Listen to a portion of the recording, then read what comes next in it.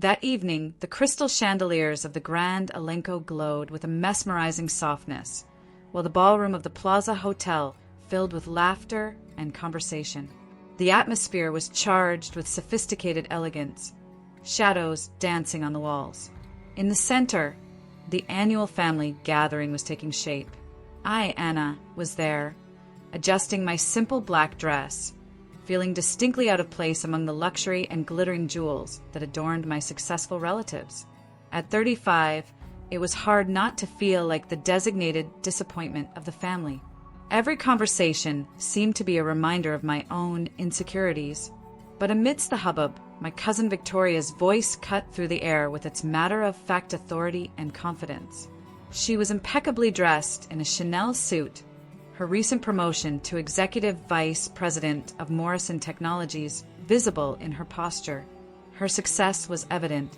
Meanwhile, I sat there, listening to others' achievements, and the urge to check my phone, where an urgent email about a billion-dollar merger awaited a response, consumed me.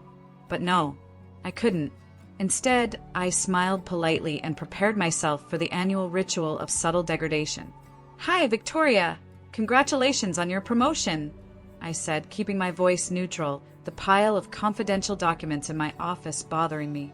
My eyes darted elsewhere, but I was soon interrupted by a kiss on the cheek. Victoria's expensive perfume enveloped me as she spoke in a merciless tone. "I hear you're so out of touch with the corporate world, aren't you, Anna? You and your consulting projects." She didn't know. No one knew. None of them knew that while they were flaunting their titles and positions, I had been building an empire in the shadows. Phoenix Consulting Group, a firm they dismissed as irrelevant, was one of the most powerful in the world for corporate restructuring and billion-dollar mergers. I was the mastermind behind all this, but my name? It never came out in public. Those words from Victoria echoed in my mind, but I kept my cool. "We're doing well," I replied softly, steering the conversation back to the billion-dollar merger she was trying to mastermind. "I hear there are some complications. How are you handling them?" I asked, not hiding my irony. Victoria's perfect smile remained firm. "Nothing I can't handle, Anna. I didn't expect you to understand the complexities of a billion-dollar merger," she said with a slight laugh, as if trying to humiliate me. I swallowed hard, but what she didn't know was that my little consultancy was not small at all. She never knew that, at the top of the corporate chain, I was in charge of something much bigger than she could ever imagine. Phoenix Consulting Group, which operated through subsidiaries and shell companies, had me as its founder and CEO, quietly building one of the most powerful empires in the world. As she continued to talk about her big promotion, my mind wandered back to the past month, when I had purchased a private island and 3 homes in different countries. I, who had been called a failure by others, was leading in a way that none of them could even begin to comprehend. And then, in an attempt to further diminish me, James, our lawyer cousin, approached me, asking if I was still working in that little office downtown. He offered to help me find a real job. I smiled, remembering my last meeting with him, when his company had desperately tried to outsource services to Phoenix Consulting Group, unaware that the CEO was standing right in front of them. "That's very kind of you, James," I said with a polite smile, "but I'm comfortable where I am." And the truth was, even in those luxurious, dazzling surroundings, I knew that true value wasn't in what was visible.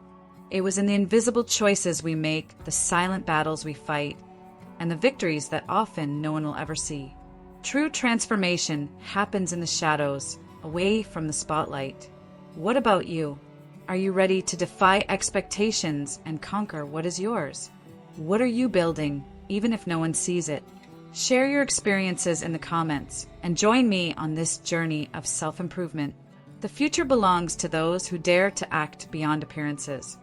Don't forget to subscribe to the channel, because the real change starts now. Aunt Eleanor's false friendliness cut through the air, her voice slipping with a softness that I knew hid contempt. "Oh, honey, you shouldn't settle for a comfortable appearance," she said, her smile not reaching her eyes. Victoria is about to close the biggest deal in Morrison Tech's history. The merger with Global Tech will make her career. I held my breath, knowing that what she didn't know was that Global Tech was one of my shell companies, strategically created to force Morrison Tech to the point where they would need Phoenix Consulting Group. The biggest deal of Victoria's life was actually my meticulously crafted plan to teach my family a lesson that was long overdue. A lesson in humility. Victoria, her designer watch gleaming on her wrist, continued talking about the big event. I'm supposed to go to a meeting with the consulting team tomorrow morning. Sure, they're just advisors, but we have to please them, she said, and gave me a condescending smile, as if I were a spectator of her greatness. You should come to the office sometime, Anna. See what a real business is like. The words hung in the air. I almost smiled as I thought of the meeting she was mentioning. She didn't know it, but this meeting where she thought she was leading would actually be the meeting where I, not her, would be at the head of the table. No longer Anna Morrison, the family disappointment, but Anna Phoenix, the reclusive founder of Phoenix Consulting Group. Yes, I have a meeting tomorrow morning too, I said with a soft smile. A signing ceremony for a rather important contract. James, our cousin, who was always so concerned about finding me a real job, smiled, thinking I had finally landed a client for my little consulting business. But what he didn't know was that he was just a pawn in my much bigger game. And so, as they walked away, I knew that tomorrow would be the day that changed everything. As I left the meeting, I heard Victoria whisper, "Poor Anna, still no one after all these years. What a waste of potential."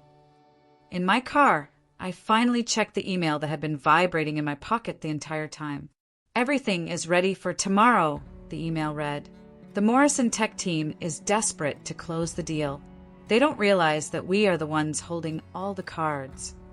A thrill of satisfaction ran down my spine as I drove to my penthouse apartment, the one my family had never known I had. I had spent the entire night reviewing the final documents for tomorrow's meeting. The merger agreement was complex, intentionally buried in hundreds of pages and clauses.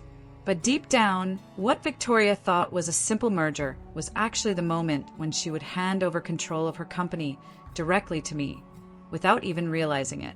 And all of this would happen because, while she was dancing in the luxurious and showy halls of life, I was working in the shadows, creating something much bigger, something no one had ever imagined. Opening my safe, I pulled out a thick folder labeled Project Morrison. Inside were years of planning, every snide comment, every condescending remark, every business decision she had made, every piece of a game that had been played out in silence, out of sight. Tomorrow they would learn. They would learn that success doesn't always come with designer clothes or laughter at galas. Sometimes it works in the shadows, silently, building something so grand that no one can even imagine. I pulled out my phone, typing quickly. "Sarah, make sure the conference room is ready for 9 a.m. tomorrow." The journey was about to reach its climax, and I knew their world would never be the same again. Because sometimes it is in the shadows that the greatest victories are won. Now, I ask you, are you also ready to take the decisive step in your own journey? Ready to stop hiding in the shadows and start creating the life you always deserved? The future does not belong to those who wait. It belongs to those who act. Share in the comments what you are creating in your own shadows, and don't forget to subscribe to the channel. The next step is yours. The meeting was about to begin, and with a tight smile, I gave one final instruction before leaving the room. Please have the photographer stand by. I want to capture every moment when the Morrison family finally realizes who really runs Phoenix Consulting Group. Tomorrow's revelation would be more than just a shift in power. It would be a redefinition of everything they thought they knew about me. As I settled in for bed, a smile slipped out unintentionally. What was about to happen would be more than revenge. Sometimes the best revenge isn't served cold, but with the signing of a $1 billion merger agreement and a line firmly written across it. I am CEO of Phoenix Consulting Group. The next day opened before me like a blank canvas, ready to be filled with the truth they had been ignoring. The Phoenix Consulting Group, building occupied the top 5 floors of the city's most prestigious office tower, a symbol of quiet, unwavering power. In the private elevator, I rode up, watching the city below me, its morning glow reflecting off the glass walls. My suit, carefully chosen for the occasion, felt like armor. This wasn't for a family event. This was for something much bigger. "Good morning, Miss Phoenix." Sarah, my assistant, greeted me as I entered.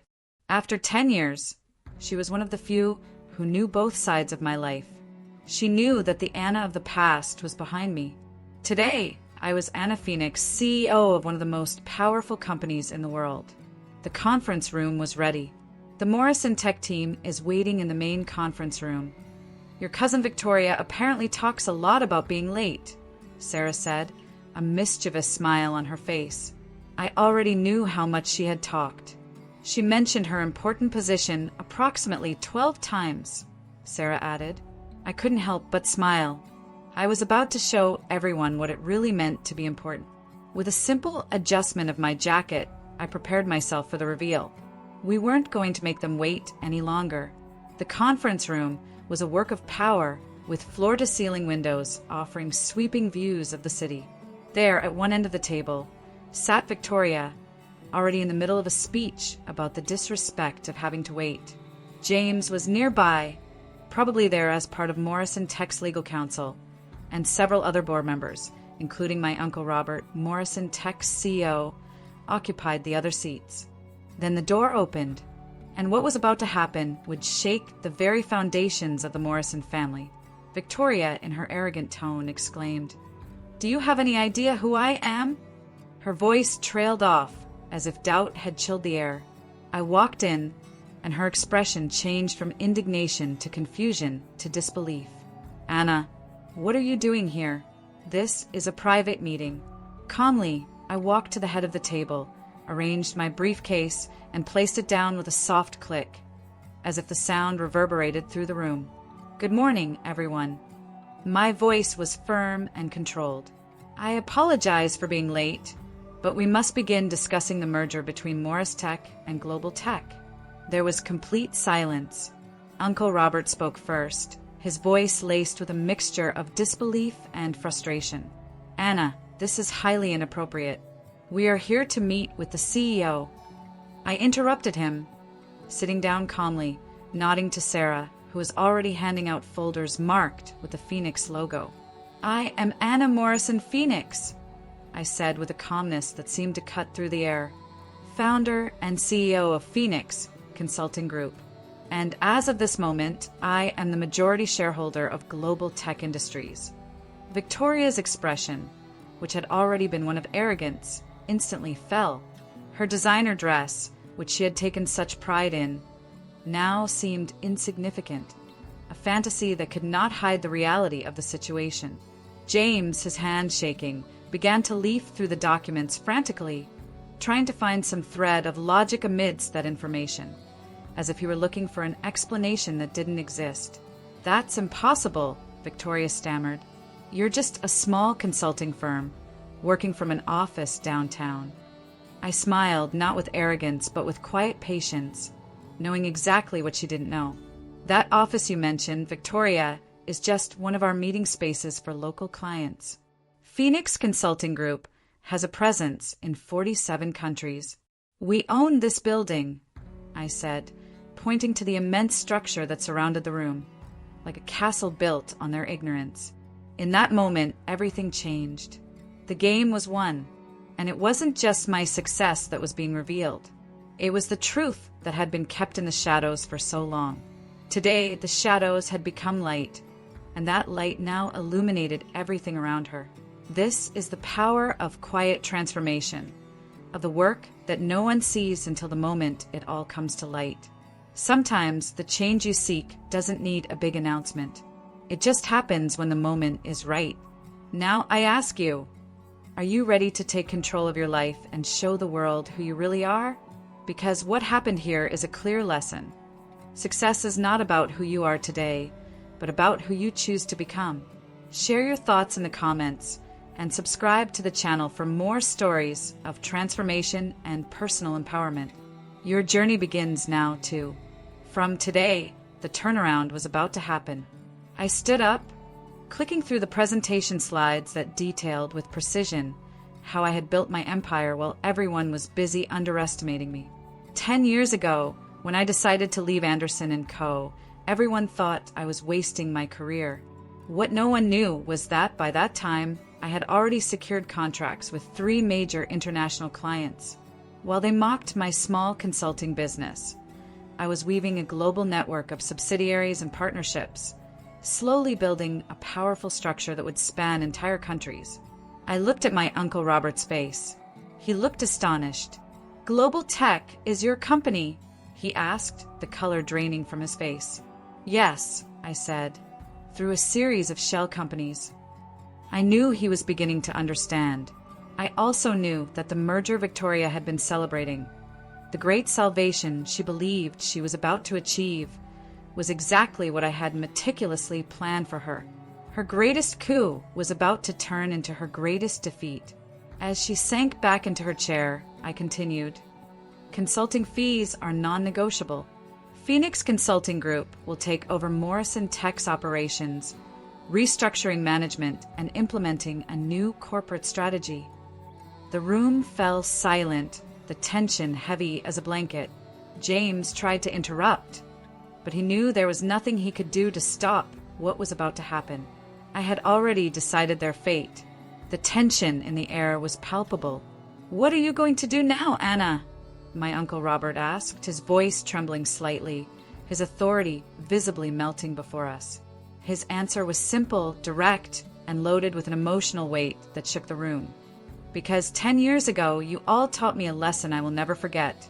You taught me that appearances matter more than reality, that titles and status are more valuable than true ability." I walked over to Victoria's chair, stopping beside her, her words still echoing in my mind. "Why have you called me nobody all these years, Victoria?" She couldn't answer. Shock was written all over her face. "Here's today's reality," I said firmly. "Morrison Technologies is now a subsidiary of Phoenix Consulting Group. Victoria, your position as Executive Vice President is being eliminated. James, your services company will no longer be needed. And you, Uncle Robert, will be announcing your retirement within the next hour." What followed was a blur of signatures and a deafening silence as the Morrison family braced themselves for defeat. Each of their faces reflected the same sense of disbelief. "I call this the final lesson," I said, my voice calm but with an undeniable power. "Victoria, next time, remember, success doesn't always wear Chanel." They left, wordless like shadows, and I stood at the window, watching the city spread out below me. Sarah approached with a coffee, her gaze intent, waiting for my answer.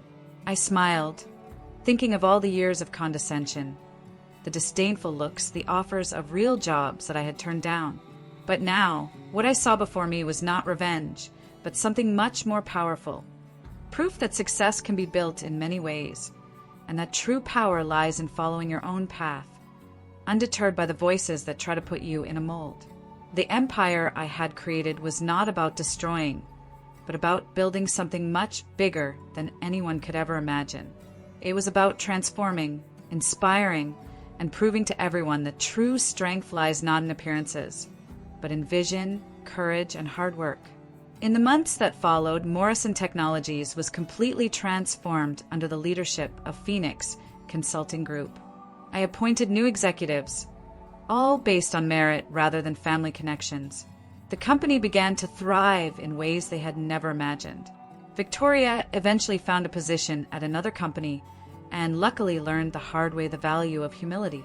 James, meanwhile, watched his company crumble after losing both Morrison Tech and Phoenix as clients. At the next family gathering, the picture was completely different. The conversation no longer revolved around positions and status.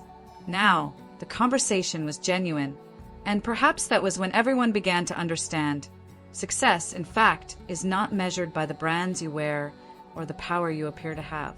Sometimes the greatest success is the one that comes from where no one expects it, silent and impactful without needing applause, but with a lasting impact. The lesson was taught, and I was ready to keep building.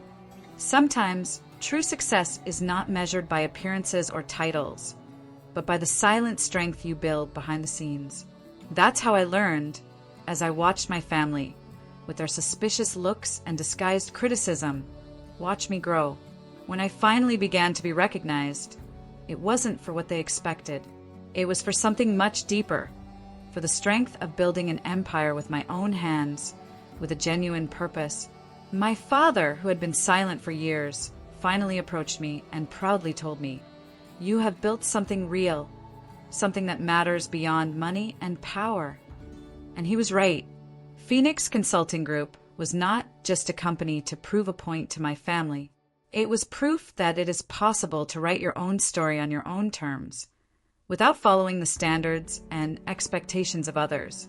There was a photo in my office that always reminded me of this, the image of the exact moment Victoria realized the truth. It was not a morbid pleasure to see her discomfort, but rather a reminder that success is not in the glitter of brands or facades. It is in building something lasting, meaningful, something that transforms. I had proven that true success is when you build with effort and conviction, something so great that no one can deny its power. Today, when people ask me about my path to success, I respond with a phrase I learned from my journey. Sometimes the quietest voice in the room belongs to the most powerful person at the table. And the best response to someone who once underestimated you? It's not to immediately respond. It's to build something so magnificent that when they finally realize their mistake, it's too late to change their minds. My little consulting business? Now, he just acquired his 100th company last weekend. But this? Oh, that's just a story for another family reunion. Are you ready to build your own story?